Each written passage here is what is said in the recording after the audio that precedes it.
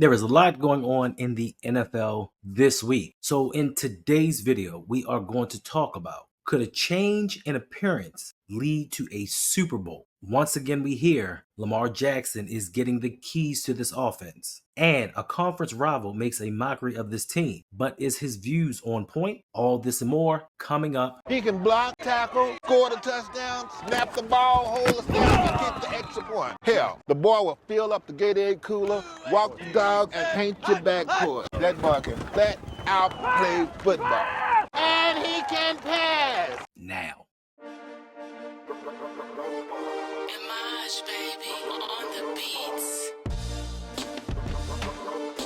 All right, today we are going to talk about, once again, and I know that I'm beating a dead horse with this, but Brandon Ayuk. The saga with him in the San Francisco 49ers may soon be coming to a head. Recently, with Ayuk talking to his former Arizona State teammate, Jalen Daniels, he told him that the San Francisco 49ers just doesn't seem to want him anymore. I don't know if this is a negotiation ploy. I don't know if he's trying to build the tension up to get himself to a new team, but there has to be some resolution on the horizon. And the reason that I think that there may be a resolution coming very soon is because if you look at the situation going on with the 49ers organization, yes, they have Ayuk on his fifth-year option worth about $14 million, but beyond this season, what's going to happen? If you think about how this team has been structured over the past few years, the 49ers have one of the best rosters up and down throughout the NFL, but they are possibly unable, not willing, but unable to pay Ayuk the money that he thinks or believes or what he rightfully deserves. But if you look at them throughout their history, they've already paid Deebo Samuels. They've paid Kittle. They paid Trent Williams. They paid Nick Bosa. They brought over Javon Hargrave.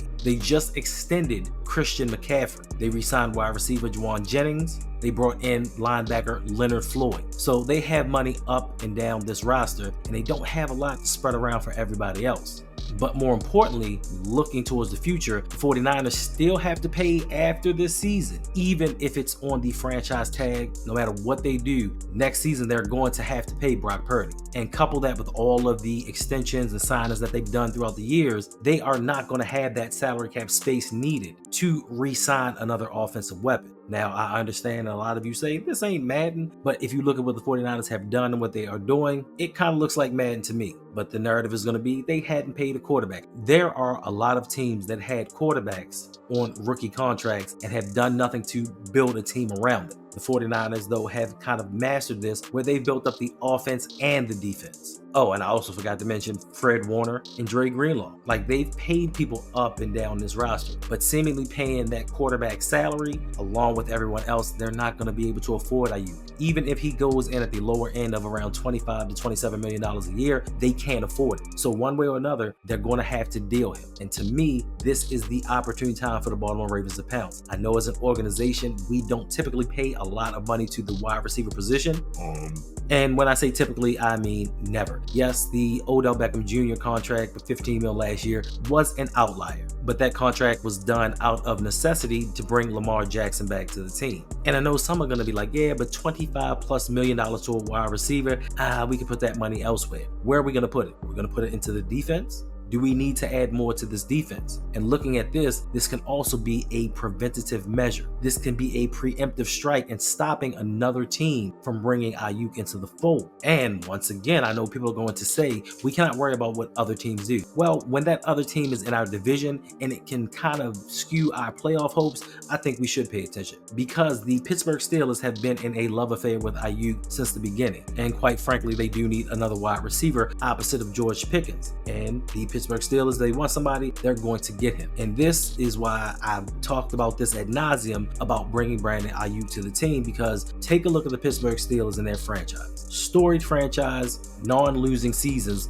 with lesser pieces on the offensive end. Now, last season, the Pittsburgh Steelers came in as the 6th ranked scoring defense in the NFL. They were 21st in yards given up. Bend don't break philosophy. Where have I heard that before? But as far as scoring goes, they were in the top 10. This offseason, did they say, hey, you know what? Let's compile more defensive players and build this defense up and get it from 6 to 1. No, they said, you know what? We need to score points to go along with stopping people. They added Russell Wilson. They added Justin Fields. They brought in wide receiver Scotty Miller. They brought in wide receiver Van Jefferson. They're trying to build this team up. And more importantly to me, they took a look at this organization fundamentally and went back to what made them great during the 90s and early 2000s. They have built up their offensive line throughout the past few seasons. Looking back at the draft, first round they took a tackle, second round they took a center, third round they took a wide receiver. They are not done building up this offense, even though they lost some pieces on defense. Now they did go out and sign Patrick Queen, which you expect teams to do. Listen, you go out there and you get yourself a superstar player, a player that can possibly make a difference, but you don't put all your eggs in one basket on the other side of the ball. And this is where I think that the Ravens fall short, because all we keep hearing is bringing this guy. We need a third safety, bringing somebody else to be the fifth or sixth cornerback. We've got 22 cornerbacks on the roster. We don't need any more. Bring somebody into this defensive line. Yes, these are things that we don't need, and other organizations are seeing this and they're making moves to get better. Also, to take away from the Pittsburgh Steelers, which my petty self would love, so I could look at my brother and be like, ha, thought you had him, but you really didn't, and make this offense even better. But then there's going to be the people that are going to come into the comment section and say, we don't need another wide receiver. We need offensive line. We've been saying this all offseason. And right now, as of this moment, what offensive lineman are we going to get to make this team better? Right now, we have to ride with what we got because there aren't any players in free agency that may come in and make a difference, nor are there players out there that have been possibly put on the trade block that the Ravens could pursue. So right now, you just go piece by piece. We know that Ayuk is possibly available. Try and go get him. Even if you fail, try. Show that you're trying to make positive steps to make this a better offense. And speaking of making this offense even better, another article has come out saying that they are giving Lamar Jackson the full key set to this Ravens car. Heard it all before.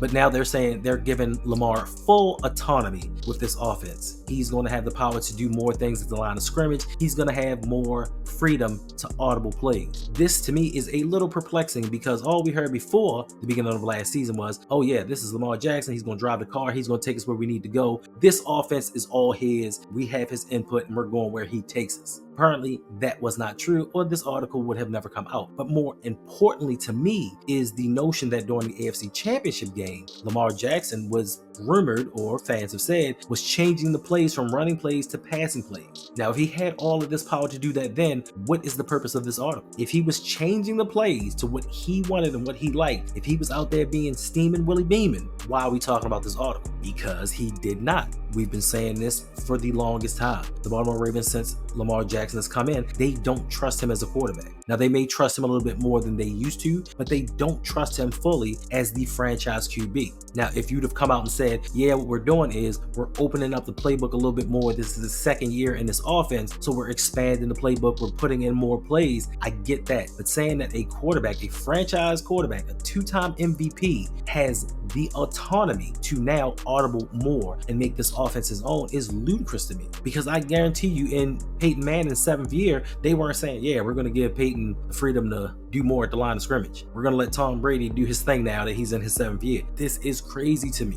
And I think more of the proof is in the pudding with how they keep trying to build up this defense. If you really wish to give Lamar Jackson the full keys to a car, get him a Lamborghini. Don't give him a Hyundai. Don't tell him to go off-road and see what he can do. And speaking of this AFC Championship game loss, Kansas City Chiefs safety Justin Reid was on the podcast where he spoke about the Baltimore Ravens in the AFC Championship game. And the only thing that I really heard from him was, whew, thank goodness. We know that the Ravens are a physical team, a smash mouth team. They're going to run the ball down your throat, then run it some more. And thank goodness they did not run the ball. So let's take a listen to hear what he had to say. You know what? I'm not exactly sure why they abandoned it, but I'm kind of glad that they did. But it was really that was the entire game plan. You know, Lamar can throw the ball, and he's such a dynamic passer as a quarterback too. That team is brute and bronze, and it's blue collar, and we're going to run the ball down your throat. So we knew if you don't stop the run, you know,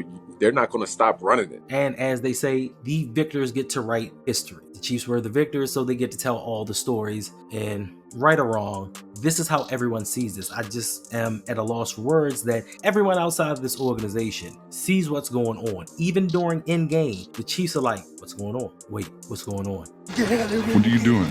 So hopefully this time around, we have righted all the wrongs and we won't go through this for another season. Please, because I can't really take this anymore. I can't take another season of the same thing happening over and over again. It's like playoff Groundhog's Day. We keep reliving this nightmare of the same game each and every playoff season. But there is some good news on the front of, or at least in my mind, the Baltimore Ravens have unveiled a new helmet. This will be the third helmet in franchise history. About time, needed change, and they are allowed to wear the helmet for one game during the season.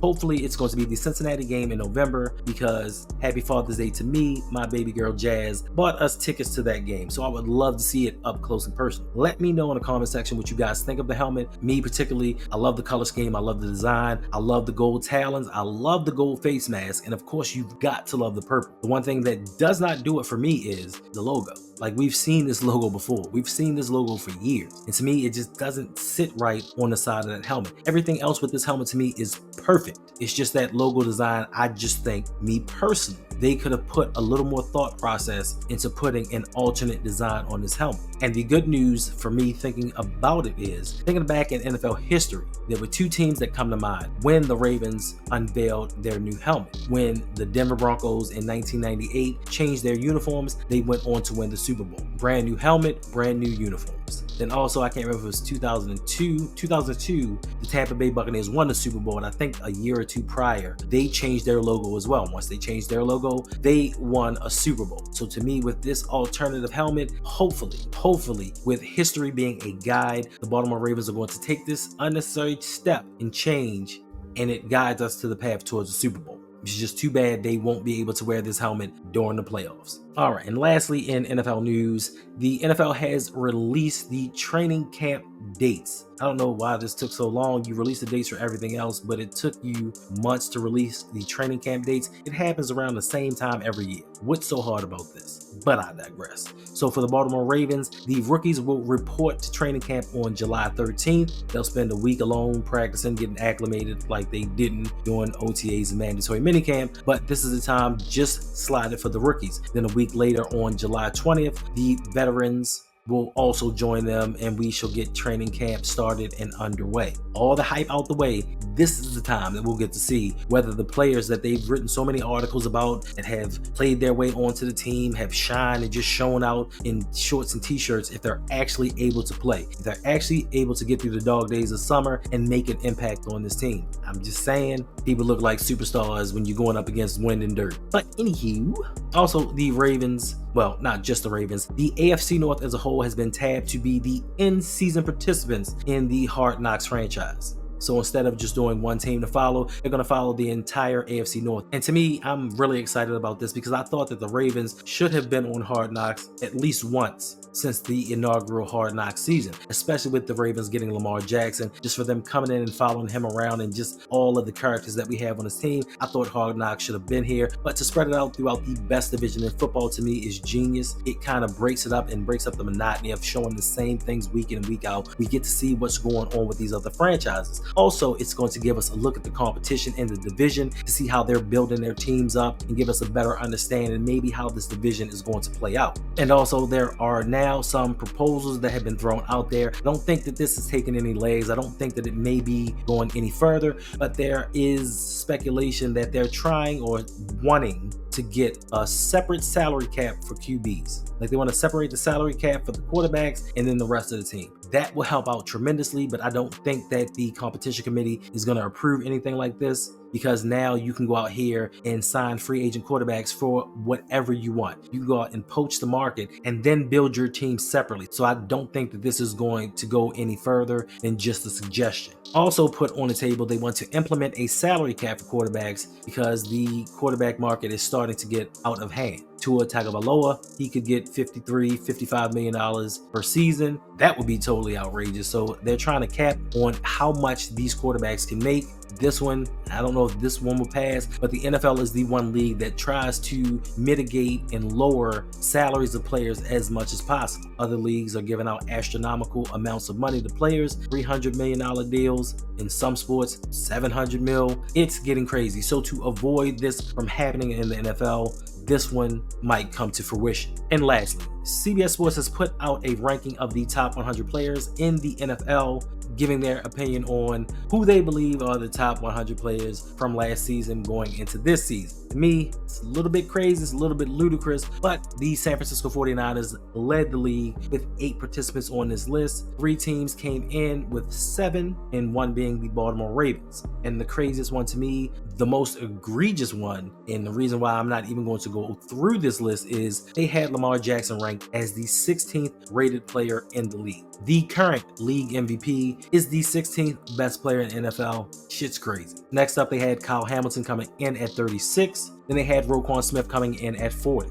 followed by Justin Madubuike at 44 and Mark Andrews at 61. Rounding out the last 2 on this list, they had Derrick Henry coming in at 91. So to me, they're saying they're not expecting Derrick Henry to do much this upcoming season. And last but not least, to top it all off, the last player on the top 100 list was center Tyler Linderbaum. I think this is entirely too low for him. He is arguably one of the 2 or 3 best centers in the league, and you have him at 100. You couple that with Lamar at 16, Linderbaum at 100. This list to me is fugazi. Like, it's bogus. But that is their opinion. Just stay tuned. I do believe now, because I wasn't before, this is going to be year 2 of my now annual top 100 across the NFL. If I'm not mistaken, I think last season I had Lamar ranked number 2. Y'all told me I was crazy, but not all y'all. Some of y'all came in and was like, yo, you stupid. Like, you crazy. Lamar, the second best player in the NFL. Who won the MVP? Who was voted the best player in the NFL last season? I wonder. All right. Appreciate y'all for rocking out. Don't forget to hit that like button. Make sure to subscribe to the channel. We are oh so close to 4,200. Hit that notification bell so you are aware when I come out with new videos. I got this next video coming out that I really think that y'all should watch. And I'm not just saying that because it's taking a lot of time and effort put into this video, but it's a good one. And it tells the story of some controversy that has still gone unchecked. And I don't understand how this guy is still walking around this earth a free man, because what he did is outrageous. It's egregious. It is truly insane. So until the next video, appreciate you guys, and don't forget, it's your boy